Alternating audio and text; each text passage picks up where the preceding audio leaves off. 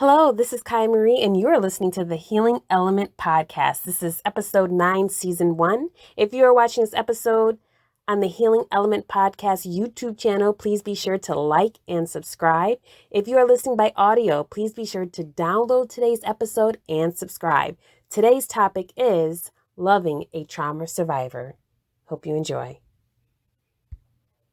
Hello and welcome to the Healing Element Podcast, a weekly discussion giving you the tools to understand and heal from intergenerational trauma. I am your host, Kaii Marie. To find out more information about the topics discussed today, visit kaimarie.com.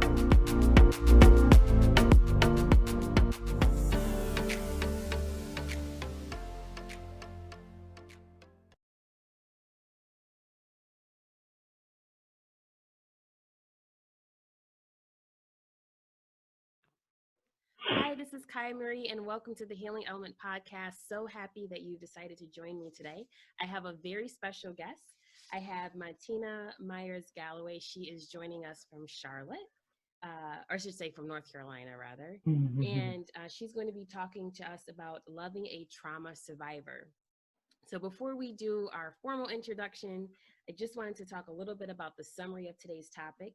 We are talking about understanding how childhood trauma impacts romantic relationships. We'll learn how to heal and cultivate healthy relationships. So extremely important conversation. Although I don't like to put a time on the episodes, but I imagine that we'll probably still be under quarantine when this episode airs. So I think this is a very important conversation to have. So Montina, welcome to the Healing Element Podcast. So happy to have you. And now for those that may not know you, Montina is a therapist in Charlotte, North Carolina, offering online counseling to clients across the state. She specializes in helping women manage work, family, and relationships. As a therapist, Montina is involved in continuous education and training to be the best for her clients. Her counseling approach is based on the belief that self-care is a priority. Montina's passion for this work continues to deepen as she is a witness to transformation. Love the bio. I love Thank you, Kai. Good morning. Good morning. How are you? I'm well. How are you? Doing okay, one day at a time. Yes, exactly. That's what I keep telling everybody. Just take it one day at a time. Don't try to overextend yourself, understanding that with the situation that we're under, you may have more demands placed on you, but just continue to extend that grace to yourself because this is something that we're all dealing with and it's all new. Absolutely. We are all in a state of crisis. So, Yes. there's definitely no need to put additional pressure on that. Right, exactly. And so I kind of was thinking, with everything going on, does anybody want to listen to an episode about trauma? So I was kind of Right. thinking about that. And I thought, the more I thought about it, the more I thought, yes, because it could maybe solve some issues that families are experiencing or that people are just experiencing. Maybe not even with your family, just being by yourself, right? Maybe Yeah. you're facing quarantine and you don't have someone that's living with you. And so different triggers may start to manifest themselves. So even though we're talking about more so about relationships, if you're listening to this episode or if you are watching it on the Healing Element Podcast YouTube channel, either way, just kind of take this bits of information, see how it applies to your life. Yeah, absolutely. And I've had conversations with a few of my clients about some of the blessings that have been as a result of the quarantine. My clients are being a little bit more intentional about their self-care. And we've realized that, okay, this is a really good time to reflect. And you're right, it also could trigger some emotions because we're sitting still and we're kind of left with our thoughts. Right, exactly. And so with saying that, we'll dive into today's topic. At any point, these are heavy topics that we're discussing. So if it becomes too much, feel free to kind of listen at another time or just listen to it in doses. Really practice self-care with yourself. Yeah. So, well, we jump in. Before we get to the relationship part, first just looking at the understanding what is childhood trauma. So what are the types of childhood trauma? So we're all kind of starting on the same playing field. Yeah. So trauma in and of itself is a deeply distressing or disturbing event. So it usually is a result of an overwhelming amount of stress that exceeds a person's ability to cope or to integrate, various emotions with that experience. So a person can experience a, traumatic event or experience trauma at any time, but experiencing trauma in childhood can take on many forms, and it can also be a risk factor for other medical and relational problems in adulthood. So, for example, physical abuse, a non-accidental behavior that causes injury or physical suffering to someone. Emotional abuse, using rejection, using isolation, using intimidation, or other damaging tactics to gain power and control over someone. And sexual abuse, so sexual behavior that might be forced upon someone. And so there also are other forms of trauma. So bullying, divorce, loss of a loved one by death or suicide, exposure to violence, being separated from a mother and or your father. Human trafficking is, definitely traumatic. So what could also be considered aspects of a child's environment that may be neglectful or might damage a child's sense of safety can also be considered traumatic. So what might be considered for traumatic for one person might not be considered traumatic for another. And we also have to realize that we have different ways of coping that that impact our upbringing as well. And so those different types of traumas that can occur in childhood, as you said, they impact a child differently. We're all different, so we all respond differently. And so when you had mentioned about divorce, that's one thing that my parents were divorced when I was 16, and that definitely had an impact on, and this was, I was old enough to know what was going on, right? And before divorce happens, there's many stages that led to that final outcome. But so when you said that, it made me think of and I never thought of it as a trauma, like that whole experience of that separation and just being in a household that was kind of moving in that direction, and then the outcome of that. And so that now looking back, I can say that definitely had an impact on my relationships and how I viewed marriage, how I viewed relationships. And I think even now, I'm supposed to get married this year. I don't know with the Rona, I don't know if that's going to happen or not. Right. That's supposed to happen. And so that even took me a lot of conversations with my fiance about the fears around getting married and getting into such a committed relationship. So can you talk a little bit about how different types of trauma, we can talk about emotional, physical, and also sexual, how those different types of traumas can impact someone creating a healthy relationship? Sure. So trauma impacts our entire body, with our brain being the basis for those changes. So after you've been traumatized, whatever the event might have been, you still may be encountering life as if that threat is present. So that's a perfect example of what you mentioned about your parents being divorced and you're having your own concerns. And so once we have trauma, our feelings, our thinking, and our self-regulation skills are impacted. So there was an ACEs study, which stands for Adverse Childhood Experiences by Kaiser Permanente in the mid-90s, that discovered childhood trauma and neglect can be linked to chronic health problems, mental illness, substance misuse, even early death. So trauma really impacts us over the course of our life.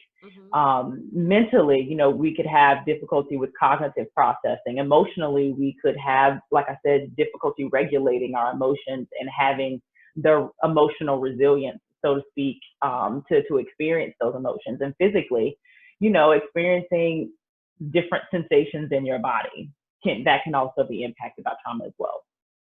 And so I guess depending on the trauma, when you're looking at the romantic relationships, could that affect someone's ability maybe to be intimate with their partner and experiencing like that intimacy, which draws you closer to your partner? Safe space. Yeah, ideally it would. And so you're absolutely correct. If someone has experienced sexual trauma, like I said, people respond differently. There might be certain mannerisms that might remind someone or trigger someone of an experience that they had in childhood. And it definitely impacts, the relationship and your ability to be vulnerable with your partner. Yeah. And so I guess if we can talk a little bit about, since we're under quarantine and just kind of a little bit about that, it can probably pop up and surface during, especially like those stressful moments. Yes. And again, I'll use myself as an example. Even though there was that anxiety, during certain stages of relationships, it really reared its head about what happened to me in my childhood with how I saw a relationship when it was like these stressful moments. And I didn't know how to manage it because I was like, I don't even know what's going on, and this is just who I am. And it's like, Yeah. oh, that's because of something traumatic happened, but I didn't know. So if people are under quarantine right now and these things are starting to surface and it's, related to childhood, is that sometimes stress, is that kind of sometimes can cause these type of triggers to manifest? Absolutely. We are all under stressful times right now. And when we're in a constant state of stress with no certainty or no idea of when it will be over, that also adds to the anxiety that's associated with it. And so, yes, it can show up in many, many different ways. And especially if we don't have an outlet or if you're not practicing self-care. Mm-hmm.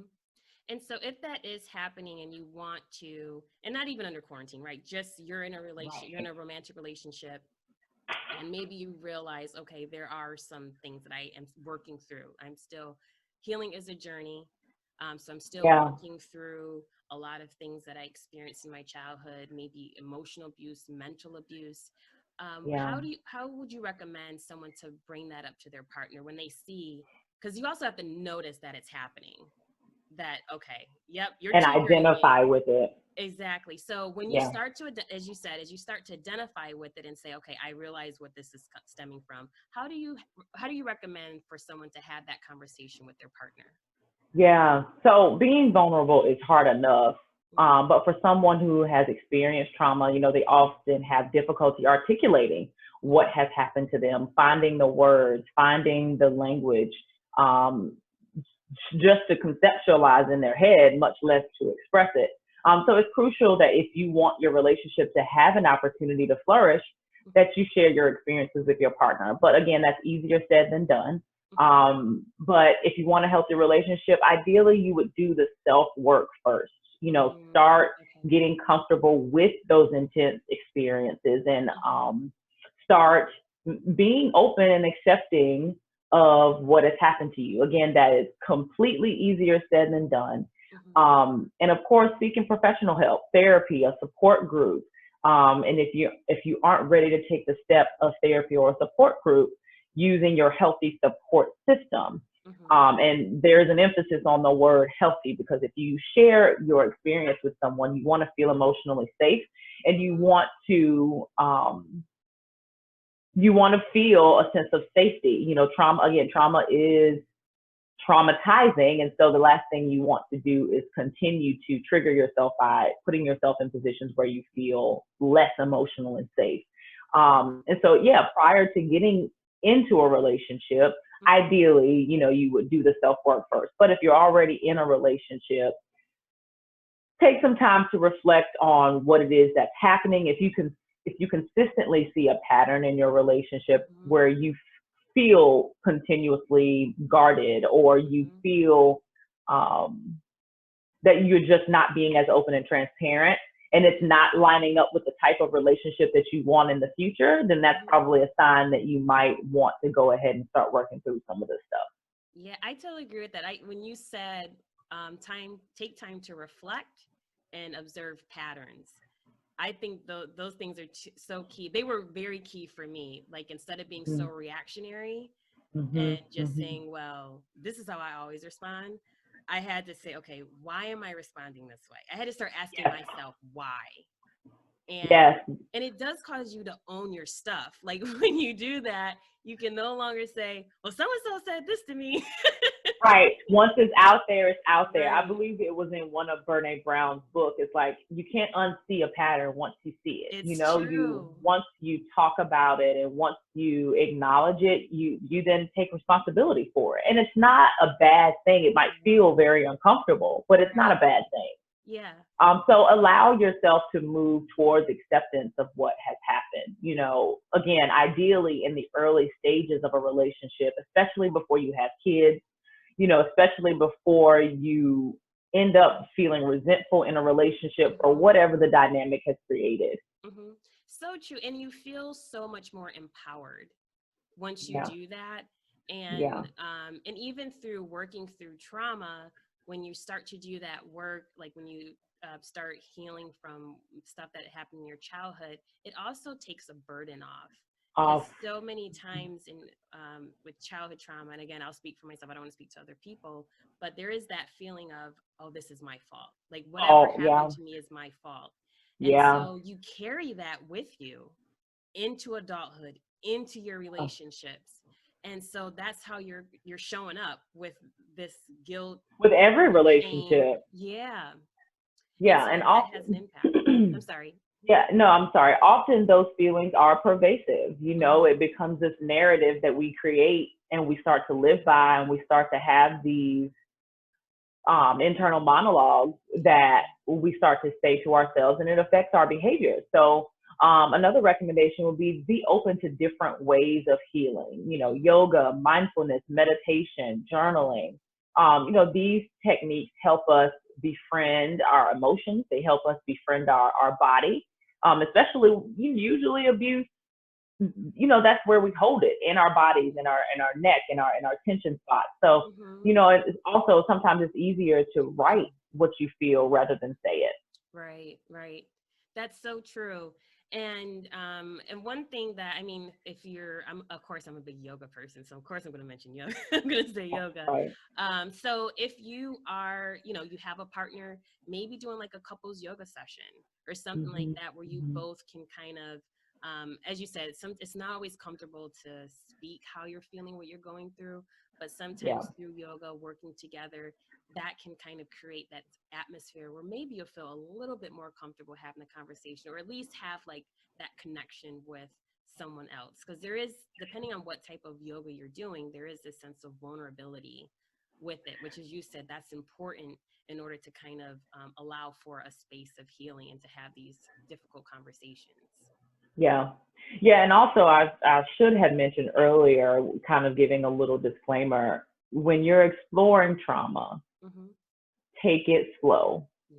and manage your expectations about what your healing should or could look like, because we experience a lot as humans and we hold it in our bodies, and we're very resilient, but at the same time, since these emotions are so unfamiliar and you know we have no idea, you know, what our new narrative will be, it's Mm-hmm. really important to take it slow. And so, as you mentioned, working with your partner, take things at a reasonable pace. Mm-hmm. I'm so glad you said that, right? Because also when you're working with your partner, he or she may respond differently. Like you Differently. may Yeah. just say, "This is what happened to me," and let it all out, and they're just looking at you like, you know, because they're still Yeah. processing it, Yeah. and maybe they haven't, as you said, like doing that work before you get in a relationship. Maybe you started, and they're just like they haven't really done it because maybe they didn't even know that there were these.